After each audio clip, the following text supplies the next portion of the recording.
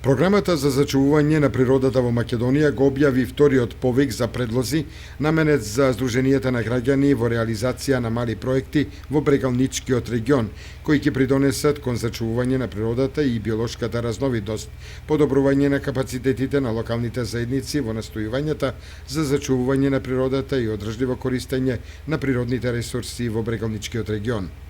Главна тема за овој повик за проекти е зачувување на природата. Секој предлог проект треба да вклучи два вида на активности: инвестициски активности од мал обем, кои се насочени кон зачувување на природата, и активности кои се насочени кон подигање на јавната свест, како и промоција на позитивните примери за зачувување на природата. Во рамки на овој повик за предлози, подобни апликанти кои можат да поднесат пријави од граѓанските здруженија кои имаат претходно искуство во спроведувањето на проектни активности во областа на зачувувањето на природата или одржливо управување во природните ресурси, самите предложени проекти мора во целост да се реализираат во област која физички е дел од хидролошкото сливно подрачје на реката Брегалница.